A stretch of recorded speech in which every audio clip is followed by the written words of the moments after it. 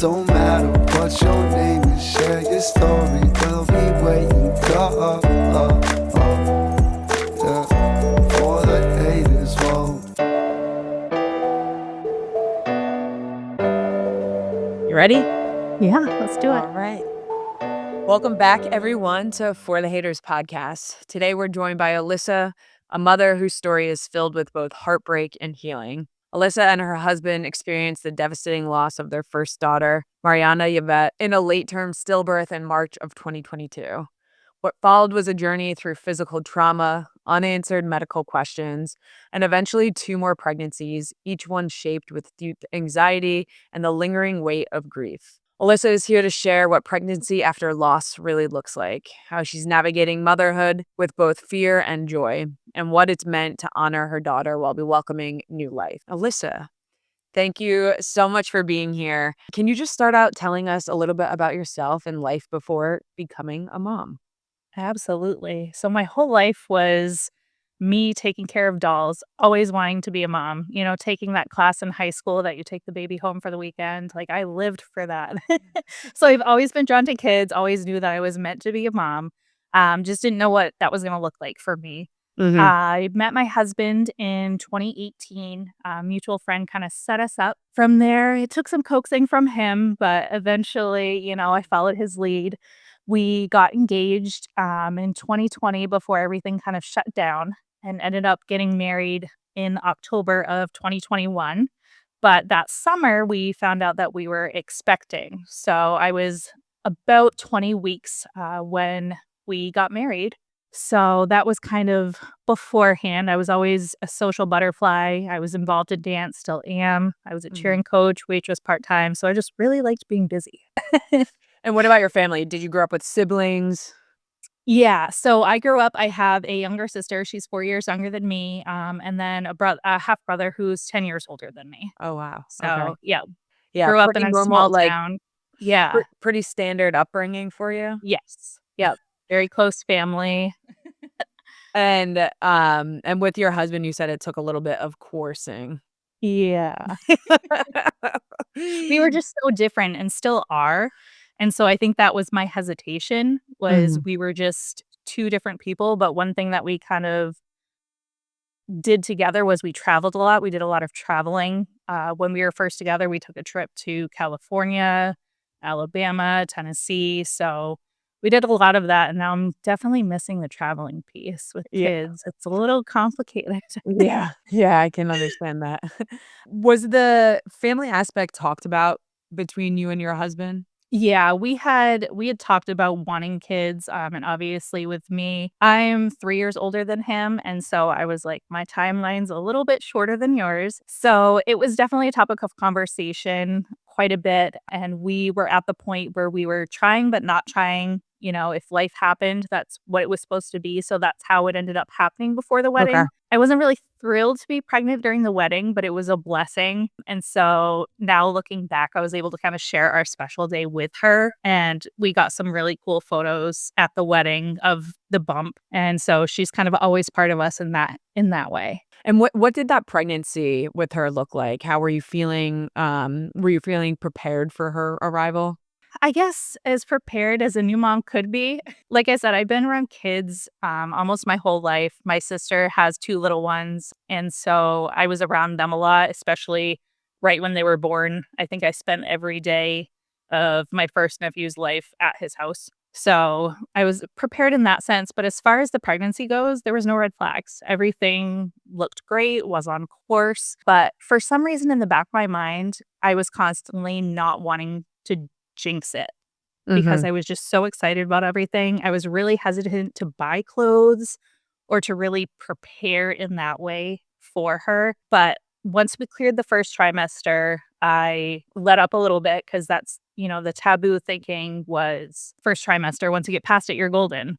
And so some of my anxiety eased at that point. And the closer we got to meeting her, the more okay I was with buying and preparing. We did the baby shower, the whole 9 yards. I mean, I got so much stuff. I think that it's because, like, their percentage drops significantly at 12 weeks, and Yeah. then it drops consistently even more from there. That kind of I can understand why that mindset shift had made you a little bit more comfortable because also it's a heavy load to be worrying the whole time of your pregnancy, which Mhm.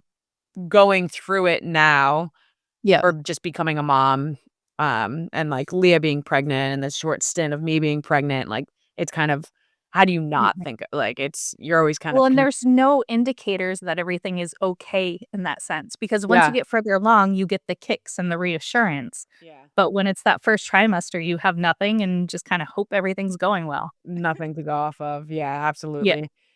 So, let's talk about what happened and Mhm. how long into your pregnancy did you realize that something was wrong?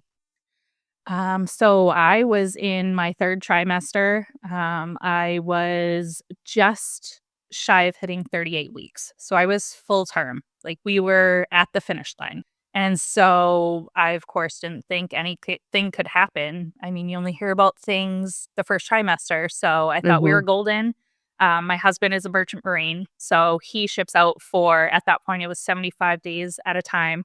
So he was coming home. I think his plan was to be home a couple weeks before I was due. That way, should I go early, he would be home. And so he had just gotten home 4 days before everything happened. But there was no indicators that anything was wrong. It was just kind of something didn't feel right. Just a Um, gut feeling. yeah, so we had gone out to dinner for a friend's birthday that night. I'd worked all day, nothing out of the ordinary. And when we got home from dinner and we were settling down, I was thinking, I don't remember the last time she kicked. So then that kind of sent me in a spiral of, it's fine. Like, they say they're running out of room at this point if you don't feel them kick as much. And so I was just kind of reminding myself of that. But I contacted labor and delivery just to ease my nerves. They said, drink something sugary, do a kick count, lay on your side, but you're always welcome to come in to check for heart rate, if that's something you want to do. I didn't wanna do that. The hospital was, like, a half hour away. I was like, "It's just my anxiety, I'm fine." Tried going to sleep, and I just spiraled. My husband was sleeping, and I woke him up, and I was just in tears, and I said, "We need to go to labor and delivery. Like, I can't sleep until I know everything is okay." So, we didn't take anything with us. We just went to the hospital in sweatpants and sweatshirts and headed there. We had to go in through the emergency room because the hospital was closed at that point because it was about midnight Mhm. when we went in. And of course, I get on the elevator. I'm massive, very pregnant. People are congratulating me because they think it's time. So we go up, we go into a delivery room. The doctor comes in, we lay down, and then the nurse comes in and she puts the band on to get the heart rate, and she's scanning and scanning. And my heart rate's starting to excel because she's not finding the heartbeat. But she's like, "Well, I found yours." And then she was saying that, it sounded fast. It could be the baby's, but they were just going to bring the ultrasound in just to be sure. So the doctor came in with the ultrasound and started doing it. And there was no words. I remember the room was dimly lit and she didn't even have to say anything. I could just Yeah. read it all over her face. And at that point, I was so removed from the situation. Like, I felt like I was watching a movie, like I was watching everything happening from above. Mhm. I just remember saying, "No, no, no, no, like, this couldn't be possible. This wasn't my life. This could not be happening to me. Like, there's no way." So it was just me and my husband at that time, and I just remember the doctor holding my hand and saying, "I'm so sorry. There's no heartbeat." And at that point, they had to have another doctor come in to confirm, and he just kind of nodded and Yeah. walked out. So then you're sent into the spiral of, what happens next? Mhm. I lost this child, but now you still have everything ahead of you. You can't just be done with the pregnancy because they're no longer living. What options are Yeah. presented to you? So at that point, I asked for a C-section because I was like, I just want this Yeah. over as quick as possible. Not that I didn't love her. It was just such a detached way of thinking that I was Mhm. like, I don't want to go through the process of labor because why? Yeah. Do they give you and your husband time to talk, just the 2 of you? Y Yes. I can't remember what that timeline looked like, but they definitely gave us time to kind of process. I immediately hopped on my phone and called my parents. Mhm. And I think he was calling his parents at that time too. And of course, my dad answered the phone in middle of the night. They're thinking the baby's here. So Yeah. they're all excited and I'm sobbing. And he's like, What happened? And he put my mom on the phone and I'm just crying. And she said, I'll be right there. And they're about a half hour from the hospital too. So she was making her way to the hospital. I called my grandmother because she's my rock, and I called her crying, and again, she thought that the baby had arrived. And so just having to deliver that devastating news at this point, it was like 1 in the morning. Everybody Mhm. is thinking it's gonna be this joyous phone call. Nobody's expecting it to be what it was, and of Yeah. course, we're on the tail end of COVID too. So this was October of 2021, so there's still regulations in the hospital of how many people can be there and all of that stuff. So we're still having to deal with all of those kind of boundaries, while we were there experiencing everything. But they gave us some time to decide what to do, but they wanted us to be induced. So they said we can actually get the process started right now. And I just kind of looked at my husband and I was like, we don't have anything with us. I haven't eaten. Like, I just wanted to prepare my body in the best way I could for labor, because I didn't know what that was going to look like for me.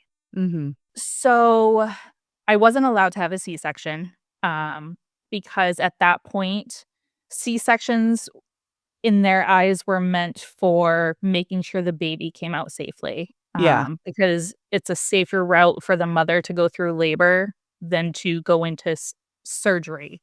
Yeah. They weren't necessarily caring about the baby at this point because the baby's gonna get delivered somehow. They don't have to worry about Yeah. the baby breathing and all of that. So I was trying to process the fact that I was going to have to go through labor, but you don't get that joyous ending. So it's like Yeah. you're gonna go through all this pain and not suffering, but just go through that whole intense process, and Mhm. for what? Yeah. So we decided we had to do the induction. They gave us the option of either starting then or going home. And at this point, that was a Monday night. At this point, it was the wee hours of Tuesday morning. So they said on Wednesday we could come in at 6 p.m. and get induced. And so then my thought process was, oh my gosh, like I have to hang on to this. Not Yeah. this meaning her, but just the Yeah. situation for 2 more days, really. But that was what we decided. My mom ended up coming to the hospital, and we were all grieving and processing and trying to figure out what was next. But we did go home. My husband's family came up to spend some time with us that next day or later that day, I guess, just to kind of help us process and get our minds off of it. I also wanted to make sure that I took care of my body because I didn't know what was going to happen next. Mhm. They said my body might possibly go into the labor process, on its own just because of everything that was happening internally.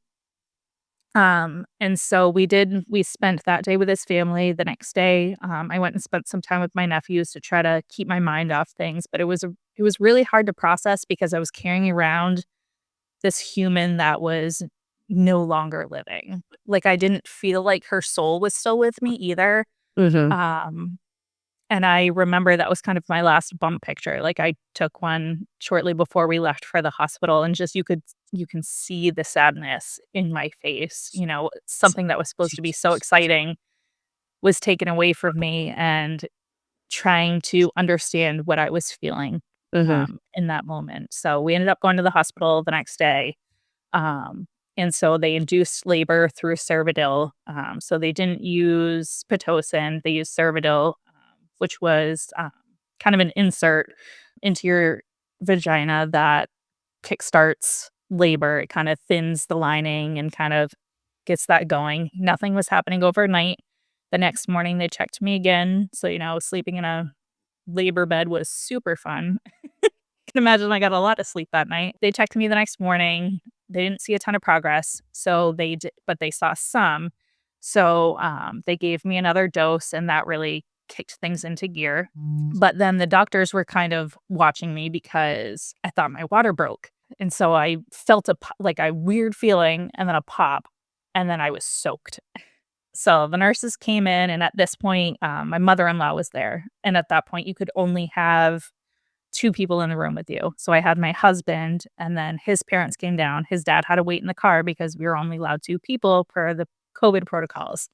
And so the thought was once I was getting further into labor, my mom would switch off and come and be with me for the birth.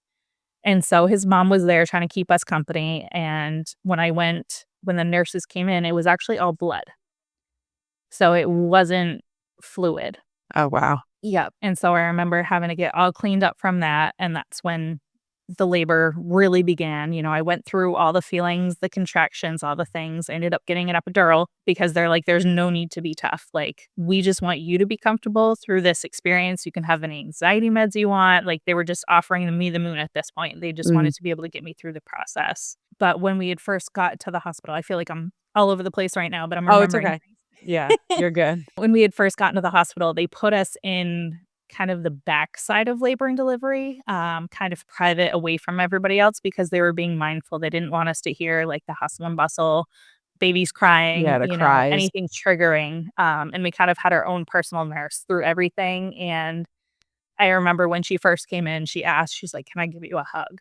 And so that's when I knew that she was going to take really great care of us. So, I mean, the nursing staff was phenomenal. But after my epidural, they kept checking my epidural site, not really saying much. They were saying, oh, like there's a little bleeding. But to me, I was like, okay, that's normal, I guess. So labor progressed. I don't even remember how long I was in labor. But the doctor came in to check and I was ready to deliver. I was fully dilated and I wasn't feeling any contractions. It was great. And so they came in and it was just it wasn't even a delivery room. It was just kind of the small maternity room that you go in after you deliver. So it was a small space, but my mom had made it there at that point and they did not kick my mother-in-law out. They were like, no, under these circumstances, like, it's fine. And usually she's toting around her professional camera everywhere. And of course, she left it in the car. So we only had like cell phones with us. So she had me actually take that back. Before I delivered, they had run a bunch of blood tests done, I guess just because of what was going on with my epidural site. And the doctor came in and she said, I'm not liking what I'm seeing in your blood panels. We're going to get this baby here now. So I had no idea what that meant, but I just went along with it. And so after a few pushes, I delivered her. I was able to hold her. That was one thought that I wasn't sure of going into it was, do I want to see her? Do I want to hold her? Like, I don't know if I have the strength to hold her. But in that moment, all of that kind of went away. Like, I wanted to meet this human that I was carrying for 9 months. And I just remember them placing her on my chest and her just all tacky. And I didn't really get to see her because I just had the top of her head. But she had I don't even know what to call it. Like, some of her skin was, I don't want to say peeling. That sounds terrible. But she just wasn't in perfect condition. And they said because of the demise, sometimes things occur during that. And so that was typical. But I remember seeing her hair and her fingers and they wrapped her up. But for some reason, my placenta wasn't delivering. And I mean, I was in pain at that point, despite the epidural, because the doctor was pushing on me to not get the placenta delivered. So she informed me that she was going to have to take me to the operating room. They were going to have to surgically remove the placenta. And so she prepped me and said it would probably be a 20-minute surgery. And so at that point, I had to pass off my daughter and everybody remained in the room. My husband couldn't come with me because they were going to put me under. So then more anxiety because now not only did I go through that, I have to go to the OR. And they get me in there and it was chaos. Things were a lot worse than I had known about. There was just a lot of hustle and bustle in the OR. I remember them transferring me to the table and then they're just mashing on my stomach. So, I mean, something was wrong. I remember asking the nurse that was at my head, I said, am I going to be okay? Is everything going to be okay? She's like, they're going to take great care of you. And that just was not enough for me. Like, the anxiety at that point, like if I could have passed out from anxiety, I think I would have. So I don't know what hit first, passing out or the meds, but I was out. And I just remember waking up in recovery. Of course, nobody was there with me besides nurses. And they informed me that I was going to be going to the ICU. And so at that point, I was a little loopy and I thought that was just normal procedure. I've never had a surgery before. So I was just rolling with it. And I remember them wheeling me into the room, and I thought it was my mother-in-law and my husband, but it was my husband and a nurse. And I was like, "Hi," not realizing what was going on. But apparently, the surgery lasted probably about 3 hours. Oh, wow. Yeah, nobody knew what was going on. They started panicking when I wasn't coming back. It turns out my mother never got a chance to hold my daughter because she was worried about me. Worried about They you. kind of put my daughter to the side, as awful as that sounds, because they were like, "Where is she? What's happening?" But come to find out, I lost 5 units of blood in the OR. They were seeing on my blood panels was, of course, I'm blanking on the name of it right now, but it's basically where your blood isn't clotting. So I was just bleeding out. And so I had to have blood transfusion. And then I received one more once I was in the ICU. So not only the traumatizing experience of losing my daughter, but then apparently almost losing me. I know one of the nurses, and I remember talking to her, and she said, "You were knocking on heaven's door. You were close to being lost as well." So my husband was now trying to process the fact that, like, we lost my daughter, but also lost me in the process. I wonder in some screwed up way, like if your daughter would have lived, if you would have survived the birth of her, like if Yeah. she would have went full term and like that, and like you would have given birth in like normal as it Right. can be, if you would have not survived then. Yeah. And they do think that that was caused by the demise, but Mm, also yeah. there's also no reasoning as to why we lost my daughter. We still don't have answers for that. Yeah, that was gonna be another So, question if you got yeah. any So results back.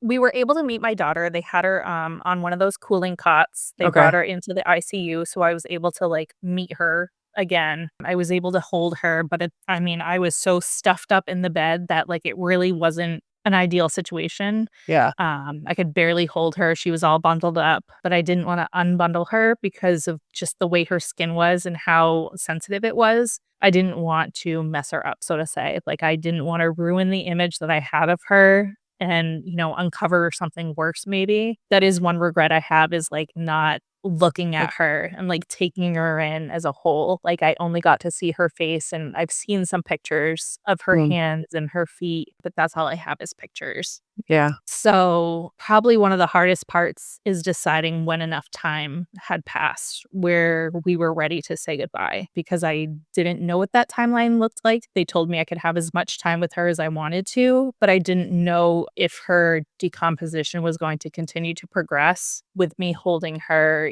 with her just existing. And so I took a nap with her, I held her, I talked to her, I told her all these things that I wanted for her life. And we finally made the decision that it was time to say goodbye. And that was a hard decision to come by, because how do you decide when is the last time you're going to see your child ever? You hand her over and then they wheel her out of the room, Mhm. and that's it. And that's the part that gets me emotional the most, is just that goodbye of that last moment that you get to see them, Yeah. and then they're gone forever. And then they present you with funeral home packets and all this information. It's like, More I can't decisions that need to process. be made. Yeah. Yeah. What does that bond look like between you and your husband? Do you feel like there's something between you 2 now that you would unexplainable to most people? Yeah, I mean, I definitely think that we have processed and grieved so differently through this. For me, I've found that telling our story, speaking about our daughter, like that to me has been healing.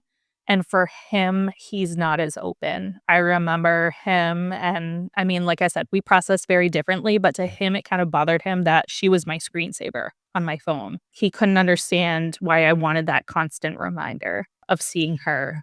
But then I'm like, I remember thinking back to somebody else that had lost their child, and she had posted pictures of her daughter online. And to me, I was like, why would you ever do that? It took me off guard. I couldn't understand it. But then being in her shoes and recognizing the whole world gets to show their children, why can't I show mine? And being proud of my child. So that was something I wrestled with too, because my family all felt differently towards things too. My father wanted warnings if I was going to send any photo, couldn't understand why I was sharing that. And so it was just interesting how kind of everybody processed it, not just my husband and I.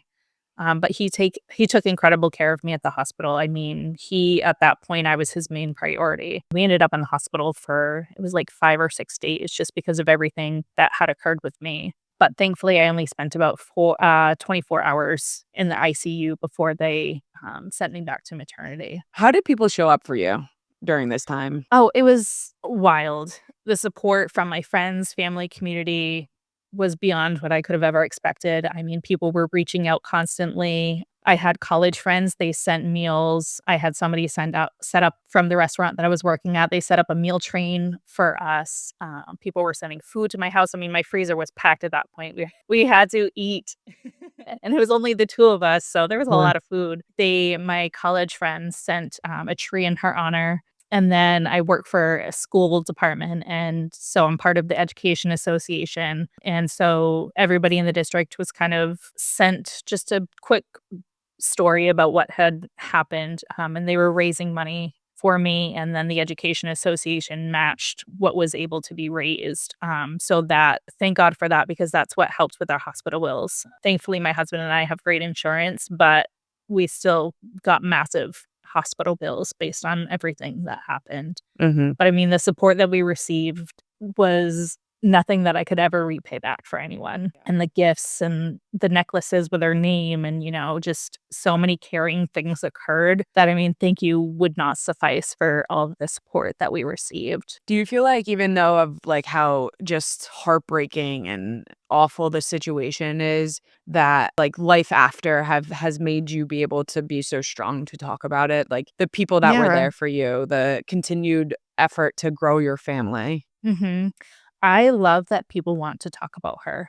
Some people bring it up and they're like, I'm so sorry. I don't mean to bring that up. But for me, I'm like, no, please. Like, that is still my daughter. I want to keep her memory alive. If we don't talk about her, she kind of Mhm. ceases to exist. Yeah. And so moving on in life, I've always wanted to make sure that she is still part of our world. So since then, we kind of have a shrine for her in our living room. At first, again, my husband and I grieving differently. We have a beautiful picture that my mother-in-law had taken of me holding her and then my husband and I kissing. And so we made that into a canvas. We have her urn in our living room and just kind of the different trinkets that went along. We have a box of hospital things that had her hat and her blanket, little locks of her hair. And so she kind of has her own little shrine there. And every night, I say goodnight to her every night, tell her how much I wish she could be here, and I'll hold her in my heart until I can hold her again in heaven. And now that we have little ones,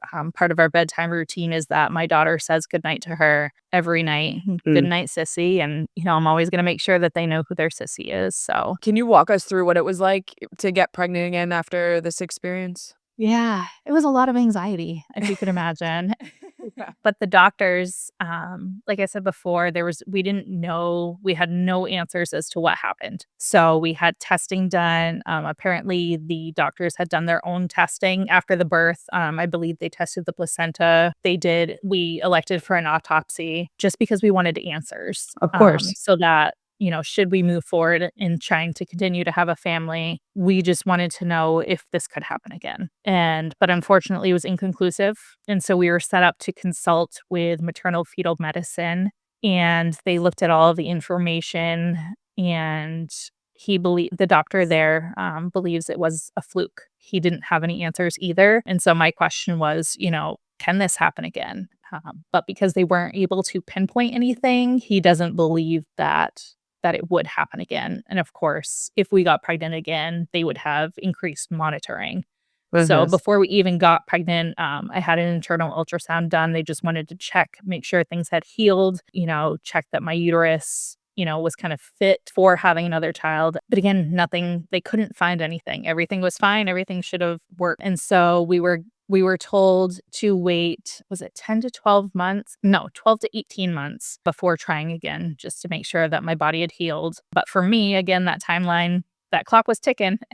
Yeah. I mean, 12 And to 18 months is a long time. it really is a long time. But I can understand, I think, had everything not happened to me that did afterwards, I think we probably would have gotten the go ahead sooner. But because of all the medical complications that arose from that, they wanted us to wait longer to make sure that I healed because I actually ended up with a vertical incision internally from the uterus, which is old fashioned. They don't typically do those because they don't heal as well. And so they wanted to make sure that that was healed correctly as well. So we got pregnant right away. We had talked to our doctor about just having an aid in getting pregnant just in case. We didn't want it to take forever. And especially with my husband shipping out half the year, our windows were very limited. I believe it was called letrozole. That sounds right. That they gave me that just kind of helps you with egg production. And I mean, we got pregnant right away. We had gone on a cruise, and when we came back, we were pregnant. And so that was definitely filled with excitement, but anxiety. You're seen like every 6 weeks to a month to 6 weeks in the beginning stages.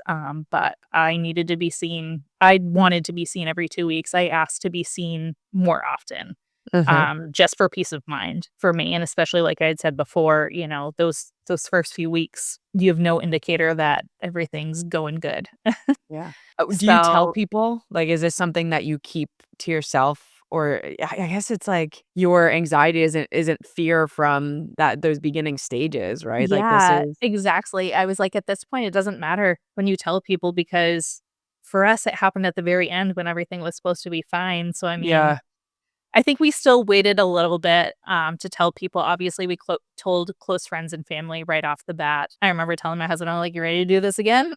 Finding out I was pregnant. So, yeah, it was a lot of anxiety. Definitely increased monitoring. The last couple of months I was in there, it was up to every week. I was getting stress tests where you had to go in and watch the heart rate monitor and hit the button every time you felt them move, constant ultrasounds to check for growth. And so really for me, I wasn't getting excited until that baby was in my arms crying. And that's all I wanted, but it felt just so far away. Like that wasn't going to occur Yeah. for us. And so during that labor, did any complications come about? So unfortunately, they did not want me to go into natural labor. We were actually not induced. We had a scheduled C-section a month early. Okay. So at 36 weeks, we had a scheduled C-section, partly because they weren't sure if it was something that my body was doing further along with the pregnancy, that my body was attacking itself maybe. So at 36 weeks, that's a viable pregnancy. That's a point in which they can care for the baby safely. And so they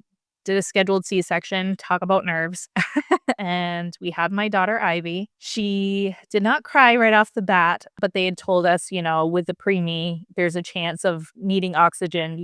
There's increased risk of Yeah. so much. And we knew that there were going to be risks going into this. So I was trying to mentally prepare myself, that things could happen. So she was born. And I just remember seeing on the monitor, they bringing her into the bassinet there to do all the cleanup and all of that. But there was a lot of people around that bassinet and my anxiety was rising. I saw them rubbing her chest and then I saw the oxygen mask go on. And that's when I started panicking again. I was like, I cannot lose another child. All the while I'm laying there, cut open, just sprawled. Yeah. And my husband asked if I wanted him to go over and see her. And so I obviously said, yeah. So I just sat there, everybody's around the baby and I was just laying there by myself. But unfortunately, I wasn't able to meet her. They needed to get her to the NICU to get her hooked up to some oxygen. So I still had no idea what she looked like, hadn't met her. I had to wait until after recovery to meet her. And I was wheeled in, bed and all, to the NICU to finally meet my baby. And it was scary. She was hooked up to, a lot of monitors and a breathing apparatus, but they said she was doing good. And it was just surreal being able to finally hold my child. When does that healing start for you? When does Ivy start healing parts of you that only she could do? I think it comes in waves. For me, I actually had a harder time accepting that. I remember talking to one of my nurses when we were back in our hospital room. I was an emotional mess because I was realizing what I had missed out on with losing Mari. And that was really hitting me hard. Like I missed out on all of this. And so while it was healing and I had my daughter and this gift of life, it also brought up a whole nother wave of grief. Is it when you go home then? Is it just like different parts of life just bring up different aspects? It hit so many different times in the Yeah. hospital, going home. Even now, I look at my daughter, she's a little over 2, and I see her running around, and she's got this Spitfire personality, and she's just blonde hair. You wouldn't believe it looking at me, but she's got blonde hair, blue eyes, and I just constantly wonder what would Mari look like, and what would her personality be? Would she be the quiet one? Seems like Ivy has second child syndrome from I being thought that I was in the clear. I'm not. Yeah. Was there any difference in your third pregnancy? Yeah. So again, increased monitoring, anxiety didn't go away, Mhm. despite the fact that this was my second time around. But the doctor's office that I went through had combined with another one. So their points of care were a little bit more intense, actually. I was getting 2 ultrasounds a week at that point. So I had more ultrasound pictures than I knew what to do with. He was actually on the bigger side, and he actually failed one of his stress tests where they have to have so much movement within A so certain many amount of time? seconds. Yeah. And so that one kinda got me, that appointment, because we had done great all along, and then I'm like, "Oh my gosh." So I'm like, "What does this look like?" They're like, "Well, you go up to labor delivery and you get monitored," and then, of course, then I'm in my head again of, "I can't do this again." Like, Mhm. yes, I have a living child now, but, like, I do not have it in me to lose another child. Mhm. So I think that fear was just gonna live in me forever. His birth was kind of the most normal of the 3, as awful as that sounds. Again, another scheduled C-section at 36 weeks, but I knew based on IVs, the things that I did not like about that C-section. I asked to wear ear pods in, just because of it's not silent in an operating room, but, like, you're so tuned into listening to everything that's going on and the Mhm. monitors beeping and just nerves. Yeah. And so they let me, and I popped on Coffee Combos podcast, and Kale and Lindsay walked me through my C-section. Wow. Um, I'll have to let them know. I'll text them right after this. oh my gosh. Yeah. I was like, I have to listen to something that's calming. It was them. And Kale and Lindsay are And Kale and calming? Lindsay did the trick. Yep. Oh I wish I my could remember what episode it was too, but there I was laying there giving birth and listening to Coffee Combos. oh my Um, goodness. but Porter, my son Porter, I I love know that the name. I dog's tried number. convincing my best friend to name her son Porter, so Yeah, I had never heard of it aside from, like, a last name, and my husband did not break it. Yeah, he did not like that name. He what thought was it it sounded in like a very Revenge? I don't Was it know. in the show Re Oh, I yes. I was know what you're it? talking about, but was it yeah, and I loved that show, Yeah, but it I think wasn't that's from why I that. loved it, yeah. Yeah, but anyway, his birth, like I said, was the most normal. He came out crying. They brought him to the warmer. They were like, "Wow, he's good size," and I mean, he was 36 weeks, but he was, a little over 7 Oh, pounds. wow. Yeah. Yeah, crazy part looking back, so Mari was 5 pounds, 13 ounces, 18.5 inches long. And I remember being in recovery with Ivy. I didn't have her with me, but the nurses were talking over the little device, and they Mhm. said they were about to do measurements. And they came over and they said, "All right, 5 pounds, 13 ounces, 18.5 inches long." And I just looked at my Wow. husband and I'm like, "Did I hear that right? Like, those are the exact same measurements as Mari. Wow. What are the chances?" Yeah, So for that me, like, a that little was a piece of moment. her is definitely with her. Yep. Yep, Mhm. exactly. But yeah, Porter came out big, and it was the first time that I got to hold my baby directly after birth, my living baby. They Mhm. brought him over to me, and it was, like, the realest moment that I could have ever felt, just being able to hold him and just have everything be normal. He came to the recovery room with me. I was able to nurse in there. It was just so odd because we weren't used to things being normal. And Yeah. I'll never forget when we finally got back to the, maternity floor, they wheeled me into the room, they wheeled the baby in the room, and it was my husband, and then that was it, they left. And so we're looking at each other like, "Did they forget us? Like, is this what's supposed to happen? It's just you and me and the baby." Like, "Where are the nurses? What's happening?" We were like, "Is this what's supposed to happen? Is this what it's supposed to feel like?" So that part was very surreal because we just didn't know what to expect. We were just so used to, like, chaos and nothing going right that all of us being in the room together by ourselves right off the bat was just Uh, strange. yeah. Did you have to advocate for yourself at all through either of these pregnancies during your appointments? Thankfully, I cannot say enough good things about the doctors that I worked with. Uh, During Mari's pregnancy and with Ivy's pregnancy, there were 3 in the practice. And so I saw all 3 of them, and I mean, the care and compassion, they knew my story. I didn't have to remind them. Actually, the doctor that had delivered Mari came up to see me in the ICU when she found out I was pregnant again. Like, they took such good care of me. That's They had so incredible. much compassion, just knowing everything that happened. Even all the nurses, they took the time to read my chart and to understand what I had been through. It was crazy because I was able to work with a lot of the same nurses in the hospital that I had had. Mhm. And so they were excited to have our room again. They were requesting us as patients. And I'm like, "You guys, you're not gonna see me again. This is it. We're done."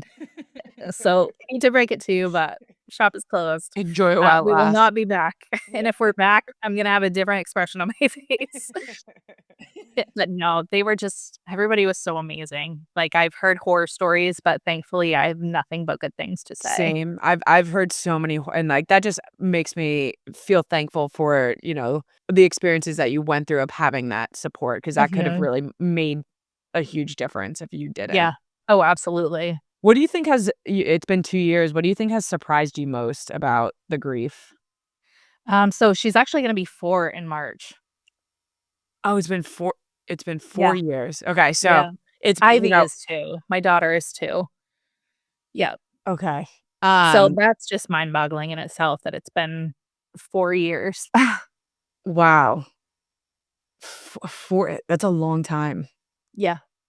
And it's hard for me to swallow. Like I said, there are moments where it comes up that I think about all the things that I've missed, but also it feels so long ago that I'm almost not forgetting pieces, but it feels like a more distant memory, if that makes sense. I Like, do. I feel more removed from it, but then again, there are those waves that come through. And it's a scary feeling because I don't want to feel removed from it. Like, as traumatic as everything was, I don't wanna forget everything that happened. Yeah. Is that how you would kind of explain to people of wanting to them to know that you can experience both grief and joy in motherhood at once? Absolutely. I mean, the joy that I have in seeing my kids not run around because only one can run, but just seeing them and reminding myself that, like, these are the things that I dreamed of always having, and now it's here, and I have to take a minute in those moments of stress and being overwhelmed that, Mhm. like, this is what you always wanted, and to try to remind myself that in the hard times, and that there was a reason that everything happened to Mari, because if we had not lost Mari, we would not have Porter. Like, I wouldn't have a son because I Yeah. think we would have stopped it too. And so I would have never had the opportunity to raise a boy. So, I mean, she definitely gave me things that I would not have had if it wasn't for her and the pregnancy with her. If someone's listening, experiencing either loss or just grief in general, is any advice that you would give them? Honestly, like, be okay to feel everything. There's nothing wrong with being in your feels, I guess. Um, it's not linear at all. There are gonna be moments where you feel so strong and other moments where you feel so weak. I remember, might have been like a month after everything had happened, and I smiled, and the amount of guilt that I felt Mhm. smiling, like, I felt like I wasn't allowed to be happy, and that I was supposed to live in this angry and upset state, but you're allowed to feel okay. You don't have to put on a facade, and if people can't understand that, you need to recheck the people that are around you because it's not nobody can tell you how to feel, and you shouldn't be expected to feel a certain way, and you can't expect that of yourself either. Yeah. And so that's one thing that I learned is that you're just gonna go through a roller coaster of emotions, and unfortunately, it's gonna be ongoing forever because these are the cards that we were dealt. Mhm. But thankfully, there are incredible things that have allowed us to kind of keep her memory alive.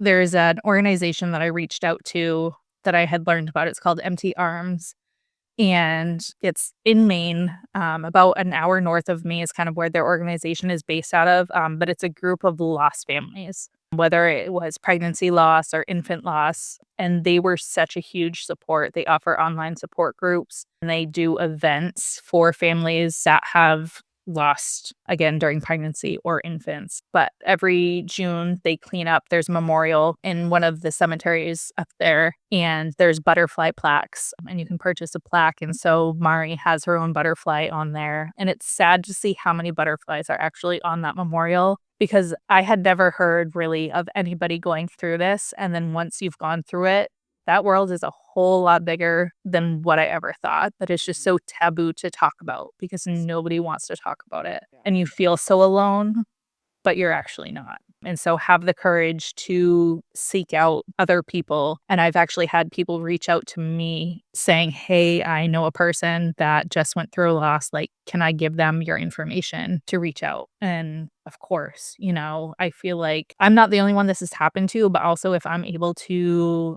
give somebody a shoulder to cry on or somebody to talk to that's been through it and can understand where they're coming from, I want to use this unfortunate situation to be there for other people. And so that organization kind of helped with that. They do a butterfly release every June for all the lost babies. And then every October, they do kind of a fundraising walk because they're a nonprofit. And there were so many people at the walk there this year, but it was surreal because I got to push both my living babies in a stroller for the walk for Mari. And that was just an overwhelming feeling too, but also to see all the families that are there supporting everybody that has been through this. But I wanted to do something in honor of my daughter. I'm an avid dancer. I grew up dancing. Dance is my passion. I was actually a dance major in college.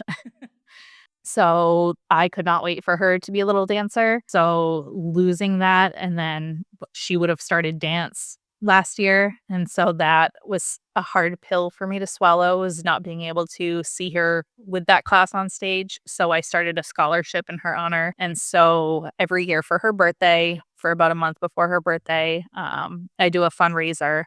And so I use 400 to 500 of that towards her dance scholarship that provides a dancer in our studio who might not have the funds to be able to dance.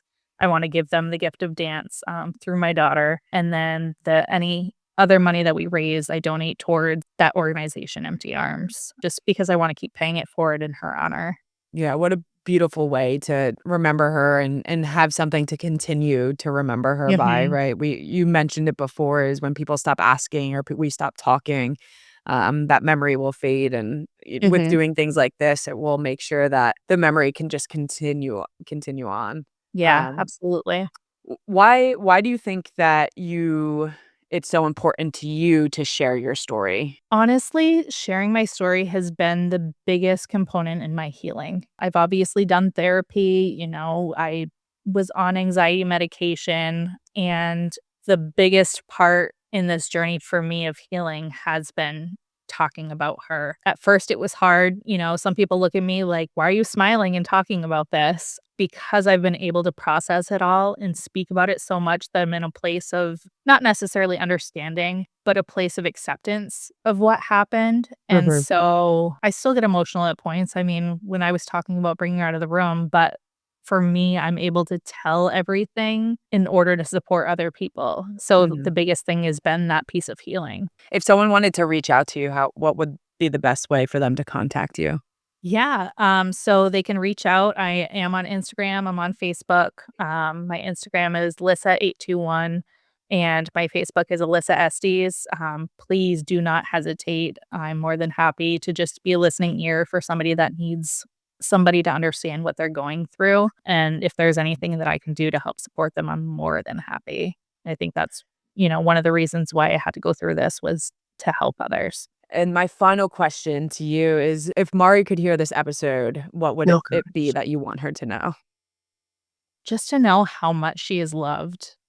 She was a child that everybody was looking forward to. She was going to be the first little girl in our family. And so she was going to be spoiled beyond belief. And so just to know how much love is there and that nobody has forgotten about her, nor will I allow them to forget about her. And just that she's always going to be a piece of me, and I'm always going to be missing that.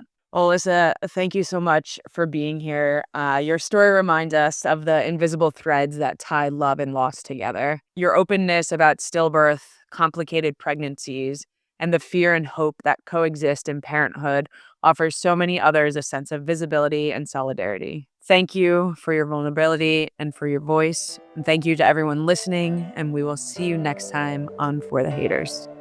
Thanks for listening to For the Haters. Don't forget to connect with us on socials, follow, like, and share to help more people find this community. And remember, they're not alone. And if you haven't yet, join our Facebook group. We'd love to have you there. The more we grow, the more lives we can impact. What's your name and share your story? We'll be waiting.